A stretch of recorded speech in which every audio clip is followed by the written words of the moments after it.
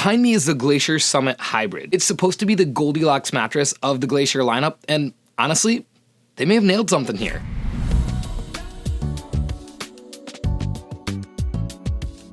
Hi, my name is Ethan. Welcome back to Sleepline. In today's video, we're going to be reviewing the Glacier Summit Hybrid across 5 distinct categories, with those categories being comfort, motion isolation, edge support, temperature regulation, and finally, value and durability of the bed. At the end of this review, we're going to aggregate those scores and let you know if this is a mattress worth your hard-earned money or if it's better off left in this review. First up is comfort, and in our testing, the Summit came in at a 5 on the comfort scale, meaning it is a true medium. With gel-infused memory foam on top, a polyurethane transition layer, and 8-inch coils underneath, this mattress has a feel that leans a little bit more traditional than the Apex, but a little bit more memory foamy than the original. And in my personal assessment, that's a good thing, because those beds were both leaning pretty far to each side. Let's do a quick position check. Who's happy here? Well, most side sleepers are going to be very, very happy with this mattress. This bed does a really good job of offering a balance of pressure relief as well as support, which, by the way, there are really 2 key components that you need in a mattress to get a good night's sleep. You need enough pressure relief that you're not tossing and turning all night long, and you need enough support so that your spine stays in proper alignment. This bed, for most side sleepers, is going to check both of those areas as long as you are under 230 pounds.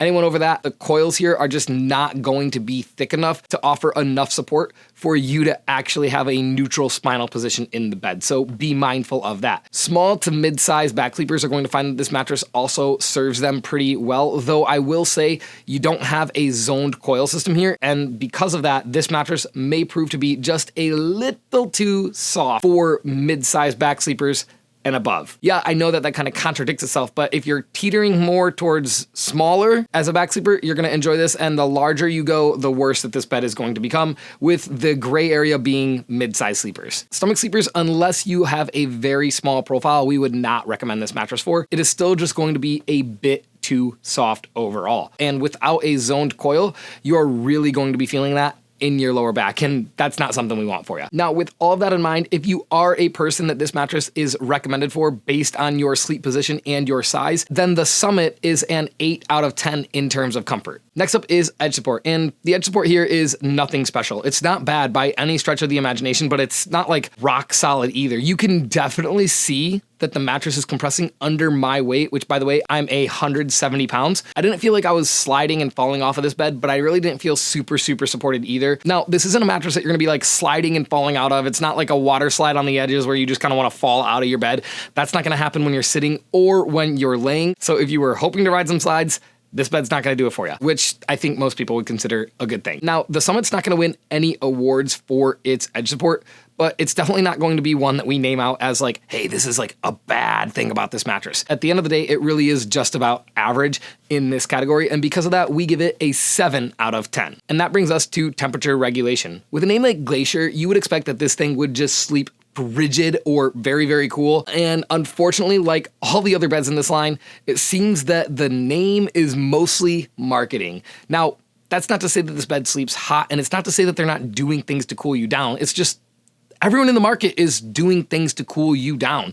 I can't remember the last time I reviewed a mattress that did not have a cool to the touch cover that was not all natural, and all natural mattresses typically sleep pretty neutral in terms of temperature anyways. Every single bed I have in here, which, by the way, I know that you guys can see the screen here, I've got like 12 beds stacked up over here, and I've got like 20 more stacked downstairs. All of them that are hybrid mattresses using memory foam have a cool to the touch cover. So there's nothing special there. Beneath that, they are using a gel-infused memory foam, and again, nothing special there. That's a pretty much an off-the-shelf part that you can get from anyone. Really, the only thing that they're doing that's unique in this mattress, well, really in their whole line, is that ventilated gel-infused layer. I will say that that definitely does take this mattress a step up in terms of cooling, but it's not an absolute game changer. So basically what that layer is, by the way, is a gel-infused foam that they've perforated throughout, which allows the mattress to breathe better than if they had just chosen to put a traditional, typical gel-infused foam in there. So they do get props there, but that's not enough to take this mattress from being like, hey, I'm a cooling mattress like everyone else out on the market, to Glacier, at least not from what I'm seeing. Now, the bed does not sleep that hot, I will say. Like, as much as I've been talking up against this whole like Glacier thing, this does do a pretty good job in terms of keeping you cool throughout the night. It's just not frigid. And because of that, we give temperature regulation a 7.5 out of 10. And that brings us to motion isolation. So for those of you sleeping in the mattress with a partner, particularly those who are in a queen size mattress, motion isolation can make or break your sleep experience. No one wants to wake up in the middle of the night because their partner is playing football in their dreams or something like that. It's just not a pleasant experience. So how does the Summit fare in terms of motion isolation? Well, this bed is just middle of the line. It does not have like a significant amount of motion transfer that's happening, but you will feel your partner when they get in and get out of bed. You may feel them as they shift positions, depends on how aggressively they do that, but for the most part, this is a bed that's going to perform pretty average in terms of motion isolation. You're not going to be feeling a tsunami as they move, but you're not going to be feeling nothing either. This bed does do a little bit better than the original in terms of motion isolation, and that's because there's just more comfort materials in this bed. From what I'm seeing though, the bottom half of this mattress is exactly the same as what you're getting in the original, and they're just adding more memory foam and a little bit better cover on top compared to what you get in the original. So what that translates to is a bed that is a little bit softer and has a little bit better motion isolation. And this bed does, but like I said, it's nothing standout, it's nothing special, and it's a 7 out of 10. And that brings us to value and durability of the bed. So first, let's talk a little bit about durability. This mattress, like all the Apex beds,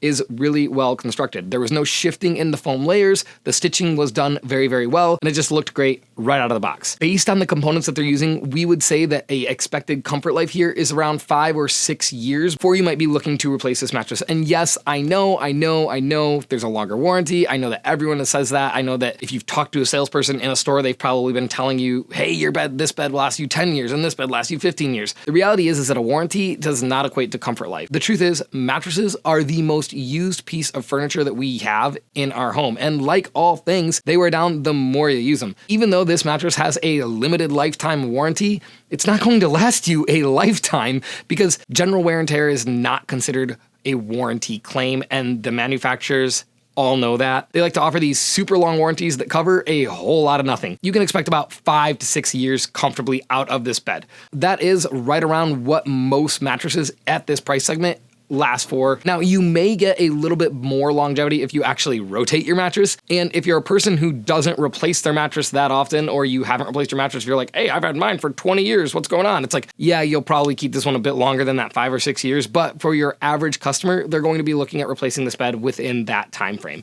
Now, in terms of value, we did say that this mattress is the Goldilocks. And the reason being is primarily tied into comfort here more than anything else, really.